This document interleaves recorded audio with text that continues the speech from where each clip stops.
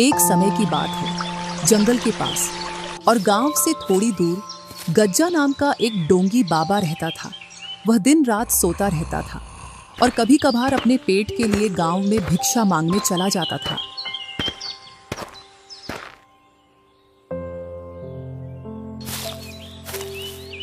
अरे, आज फिर से सूखी रोटी और दाल मिली है, जबकि गांव के कई घरों से पकवान की खुशबू आ रही थी।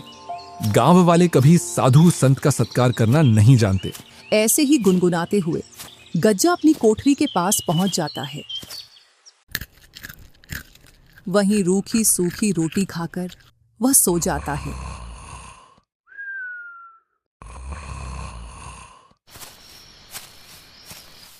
एक शाम गज्जा ऐसे ही घूमते घूमते गांव के पास पहुंच जाता है। जब वह मुखिया के घर के पास पहुंचता है तो उसको पकवान की मस्त खुशबू आती है। आज तो मुखिया के घर में कुछ खास बन रहा है, जो इतनी मस्त खुशबू आ रही है। अगर इससे भोजन मांगूंगा तो यह मुझे वही सूखी रोटी पकड़ा देगी। क्यों ना थोड़ा इंतजार करूं। जैसे ही मुखिया की पत्नी रसोई घर से इधर उधर हुई तो कुछ पकवान लेकर अपने मुकाम पर पहुंच जाऊंगा। थोड़ी देर बाद मुखिया की पत्नी रसोई घर से बाहर चली जाती है। इस मौके का फायदा उठाकर गज्जा पकवान उठाकर ले आता है और अपनी कुटिया की ओर चल देता है। अपनी कुटिया में पहुंचकर मस्त खाना खाता है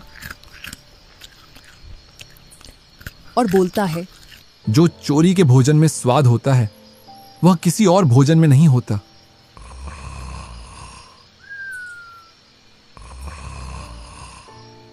ऐसे ही वह हर शाम गांव में जाता और अपनी भोजन की व्यवस्था करके आ जाता।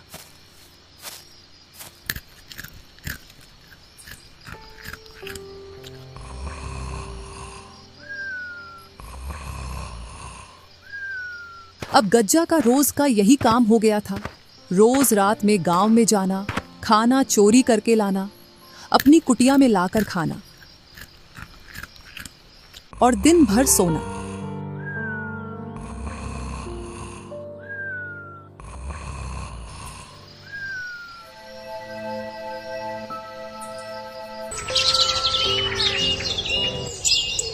एक दिन गज्जा के दो चेले कल्लू और भूरा गज्जा के पास आते हैं।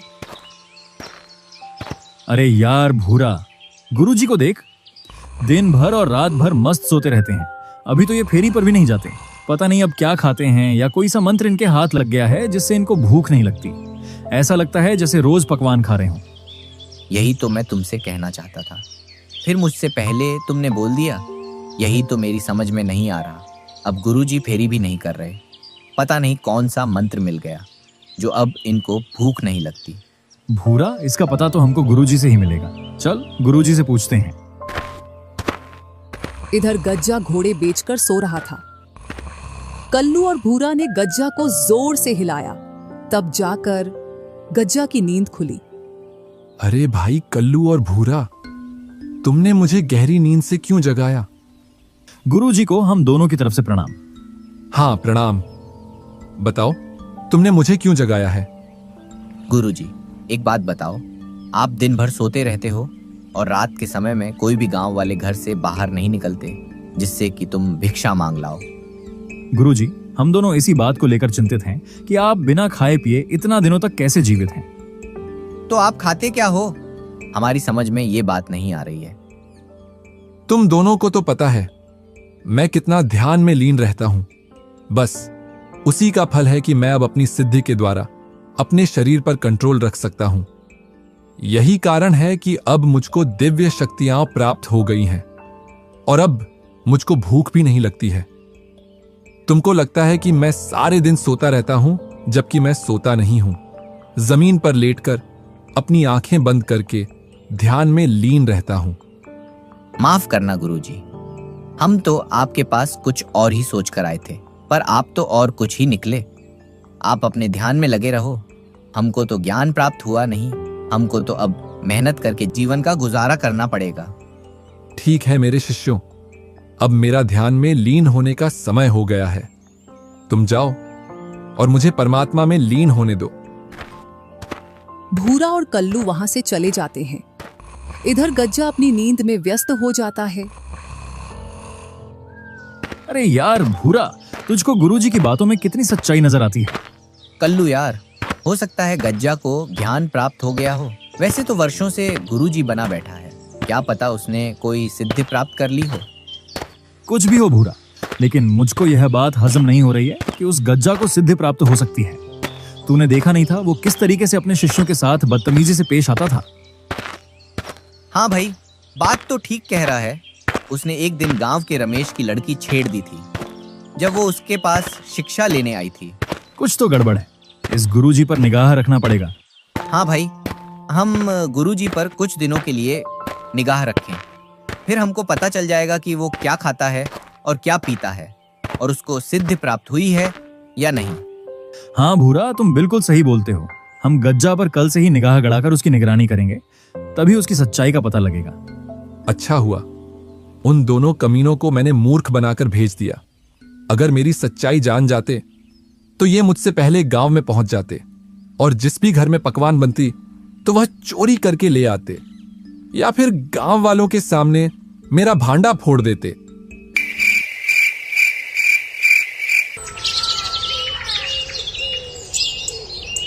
और सूरज की पहली किरण के साथ भूरा और कल्लू गज्जा गुरुजी पर निगरानी करने लगे।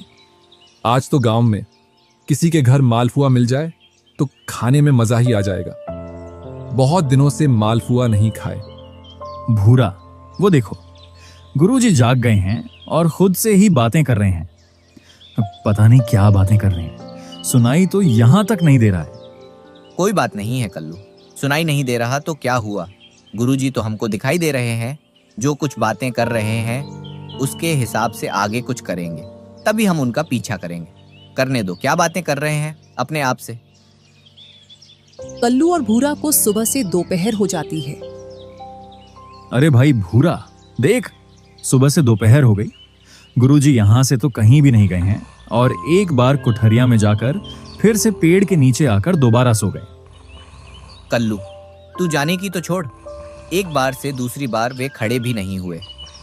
मुझे लगता है उनको सिद्धि प्राप्त हो गई है। हम तो वे फजूल में उन पर शक कर रहे हैं। चल, यहाँ से चलते हैं। अरे भूरा सुन, मान खड़ा रहे, उसे कोई सिद्धि प्राप्त नहीं हुई है। वो तो सोया पड़ा है। जब आदमी ध्यान में होता है तो आदमी अपने बलबूते पर खड़ा होता है, पर यहाँ गुरुजी को देख, वो जमीन पर ऐसे पड़े हैं जैसे पानी में भैंस पड़ी हो। कुछ न कुछ अवश्य है। तू रात होने का इंतजार कर। ठीक है कल्लू भाई, तुम बोलते हो तो इंतजार कर लेता हूँ। जैसे ही रात होती है तो गज्जा खड़ा होकर गांव की ओर चल देता है। अरे कल्लू, वो देख, गुरुजी तो गांव की ओर जा रहे हैं। हाँ भूरा, चल, हम भी इनका पीछा करते हैं। भूरा और कल्लू चोरी छिपे गज्जा का पीछा करते हैं और गज्जा जैसे ही गांव में पहुंचता है तो चोरी छिपे घरों के आसपास घूमने लगता है। गुरुजी घर के आसपास क्यों घूम रहे हैं, मेरी तो कुछ भी समझ में नहीं आ रहा है। सब्र कर भूरा, सब्र कर, और देख गुरुजी क्या करते हैं। इस घर में से पकवान की खुशबू आ रही है। चलो जल्दी से इस घर से खाना ले आता हूं। अभी कोई भी नहीं दिख रहा है। कल्लू और भूरा ने थोड़ा इंतजार किया और गज्जा उस घर में से खाना चोरी करके अपनी कुठरिया की ओर चल देता है। वो देख, गुरुजी तो इस घर में से खाना चोरी करके लेकर जा रहे हैं। लगता है यही इनकी सिद्धि का राज है। इनको कोई सिद्धि नहीं मिली है, ये तो गांव में से खाना चोरी करके खाता है। चल कल्लू, क्यों ना हम गांव वालों को बता दें कि इनका खाना गज्जा चुरा कर ले जाता है। अरे भाई, पागल है क्या तू? कभी तो अपनी खोपड़ी का इस्तेमाल कर लिया कर। जरा सोच, गुरुजी तो बैठे बैठे खाना खा रहे हैं, पता नहीं कब से गांव वालों के पकवान खा रहे हैं। क्यों ना गुरुजी का खाना हम चुरा लें, जो वे चुरा कर लाते हैं। जब वह गांव से चुरा कर लाएंगे और अपनी कुटिया में उस खाना को रखकर नदी में पानी भरने जाएंगे, तब हम उनका खाना चुरा कर खा लेंगे। हाँ कल्लू, ये तो बहुत अच्छा आइडिया है। कल से तैयार रहना।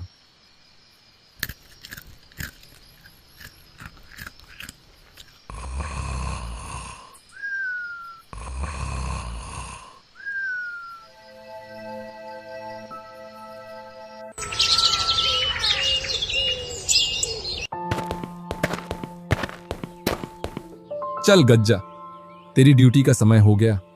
कल का भोजन तो बहुत ही स्वादिष्ट था। मालपुआ खाने का मन कर रहा था तो मालपुआ मिल गए थे। आज भी कुछ स्वादिष्ट खाना मिलेगा। चल गज्जा, चल।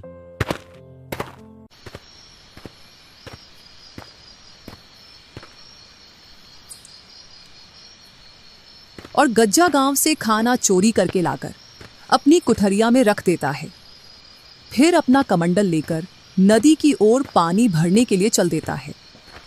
इधर कल्लू और भूरा गुरुजी का पीछा कर रहे थे। जैसे ही गज्जा नदी की ओर निकला, वो दोनों कुठरिया में जाकर खाना चुरा लाते हैं।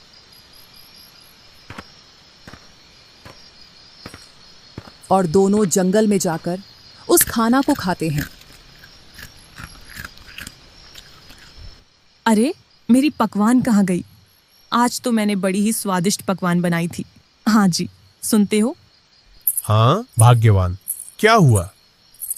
मैंने बड़ा ही स्वादिष्ट खाना बनाया था। आपने पूरा खा लिया, मुझे और बच्चों के लिए भी नहीं छोड़ा। अरे, मैंने अभी तक खाना नहीं देखा। खाने की तो दूर की बात है। कुछ दिनों पहले भी अपने घर में ये घटना हुई थी। ऐसा लगता है जरूर हमारे गांव में कोई खाना चुराता है। गुरुजी को इतना अच्छा समझते थे, वो तो चोर निकले। अब तो हम भी चोर बन गए। चोर नहीं, महाचोर बोल भाई, क्योंकि अब हम चोर के घर से चोरी करके लाते हैं। ऐसा 3 दिनों तक चलता है। गज्जा गांव से खाना लाता और कल्लू भूरा उसकी कुठरिया में से चुराकर खा लेते हैं। 3 दिन से भूखा मर रहा हूं। खाना लेकर आता हूं और कोई चुराकर मेरा खाना खा जाता है। आज ना, पहले मैं पानी लेकर आता हूं, इसके बाद खाना चुराने जाऊंगा। गज्जा आज पहले नदी से पानी लाता है। इसके बाद वह गांव में खाना चोरी करने के लिए जाता है। और कुछ देर बाद खाना चोरी करके ले आता है और वह खाना खाकर मस्त सो जाता है।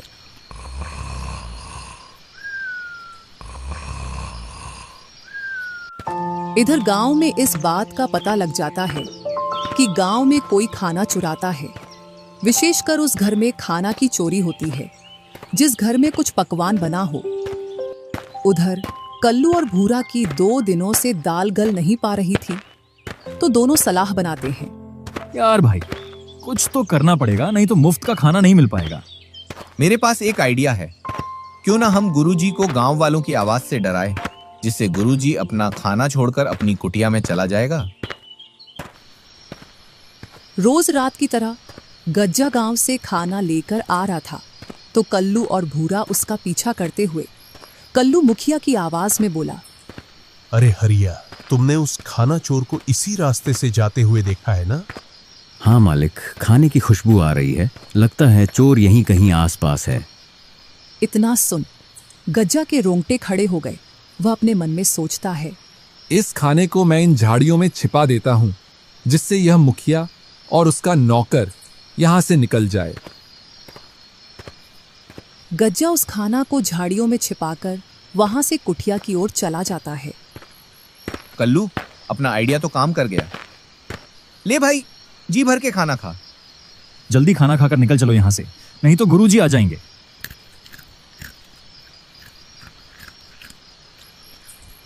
चलो, अपना खाना उठा ले आता हूं।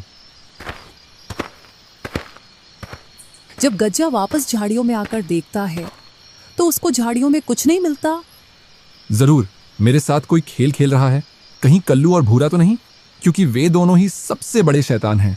चलो, जो भी है उसको सबक सिखाते हैं।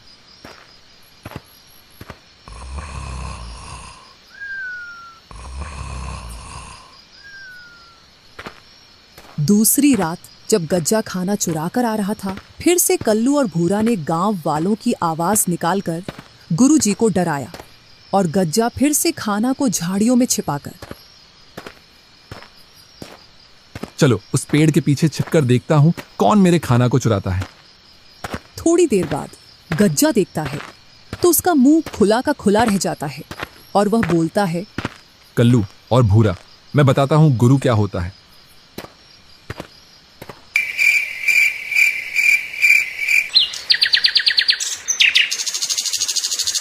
भूरा भाई, बहुत हो गया चोरी चोरी। चलकर कहीं काम धंधा देख लेते हैं। वो गज्जा गुरुजी अपन से 2 कदम आगे, कहीं फंसा न दे। अरे तू इतना ना डर, जब तक मैं तेरे साथ हूं तू मुफ्त का भोजन खा और मजे कर। रात हो जाती है। दोनों गुरुजी का इंतजार करते हैं। आज तो बहुत देर कर दी, अभी तक गांव की ओर नहीं गया। लगता है आज तो भूखा ही रहना ही पड़ेगा। वो नहीं जा रहे तो क्या हुआ, क्यों ना अपन जी चलें गांव में खाना चोरी करने के लिए। दोनों गांव की ओर चल देते हैं खाना चोरी करने के लिए। जैसे ही वह खाना चुरा कर लाते हैं तो गज्जा एक पेड़ पर चढ़कर बैठ जाता है। जैसे ही वह दोनों उस पेड़ के पास आते हैं तो गज्जा बोलता है, कौन हो तुम और मेरे रास्ते पर क्या कर रहे हो?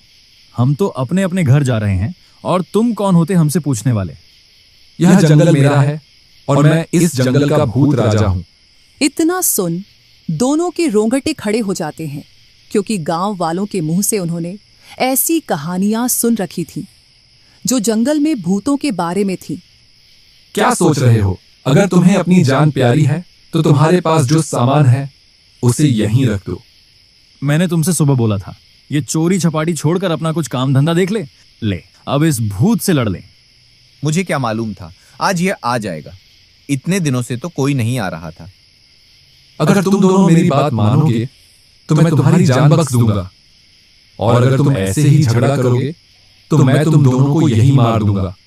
जल्दी करो, तुम्हारे पास जो सामान है उसे यहीं छोड़कर भाग जाओ। कल्लू और भूरा डर के मारे वो भोजन उसी पेड़ के नीचे रखकर वहां से भाग जाते हैं।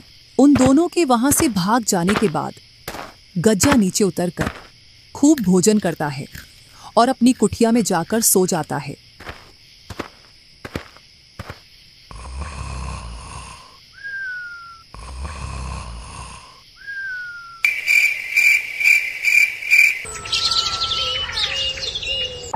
दूसरे दिन देख भाई कल्लू, गुरुजी कैसे आराम की नींद ले रहे हैं। अगर ये भूखे होते तो उठ बैठते। मुझे तो लगता है इन्होंने ही कल हमें बेवकूफ बनाया है। इधर पूरे गांव में यह बात फैल गई थी कि घरों से खाना चोरी हो रहा है। मुखिया जी, लगता है आप इस घटना को महत्व नहीं दे रहे हैं। हाँ मुखिया जी, कभी मेरे घर से खाना चोरी हो रहा है, कभी इसके घर से। कल को तो और भी बड़ी चोरी हो सकती है। जल्द ही इस समस्या का हल निकालिए। हल तो एक ही है, हम सबको मिलकर रात में अपने आसपास निगरानी रखना पड़ेगा, और साथ ही आज कोई भी व्यक्ति अपने घर में पकवान नहीं बनाएगा। पकवान सिर्फ आज रमेश के घर में बनेगा, तभी हम उन लोगों को पकड़ पाएंगे। जी मुखिया जी। चलो, इसका भी पता लग जाएगा आज। हाँ भाई, जरूर, क्यों नहीं। जैसे ही रात होती है तो वे दोनों अपने काम में लग जाते हैं। इधर कुछ गांव वाले उनको देख लेते हैं। अभी इनका कुछ भी नहीं करना, इनको तो उनके अड्डे पर जाकर पकड़ेंगे। चलो, अपने मुकाम पर पहुंच जाता हूं। जरूर दोनों चेले भोजन की चोरी करने गए होंगे। जैसे ही वह दोनों भोजन चोरी करके गांव से बाहर आते हैं तो उनके पीछे गांव वाले और मुखिया लग जाते हैं। जैसे ही वह दोनों पेड़ के नीचे आते हैं तो फिर से उन्हें आवाज आती है। वह दोनों डर के मारे खाना उसी पेड़ के नीचे रख देते हैं और आगे बढ़ जाते हैं। उधर गांव वाले भी पास में छिप जाते हैं। रुक कल्लू, रुक। यहीं रुक कर देखते हैं कि कौन इस पेड़ से नीचे उतरकर अपना खाना खाता है। हाँ भाई। वह दोनों थोड़ी देर तक वहीं रुककर देखते हैं तो पेड़ से नीचे उतरते हुए गुरुजी दिखाई देते हैं। अपना शक सही निकला। हो ना हो गुरुजी ही होंगे। दोनों गज्जा के पास आकर बोले, वाह गुरुजी, आप तो ये बहुत अच्छा काम कर रहे हो। हम तो इतनी मेहनत से भोजन लेकर आए थे और आप हमको डराकर हमारा भोजन छीन कर खा रहे हो। तुमने भी तो यही किया था मेरे साथ, मेरे भोजन को चुरा कर खाया था। हाँ, तो वो कौन सा तुम्हारी मेहनत का था?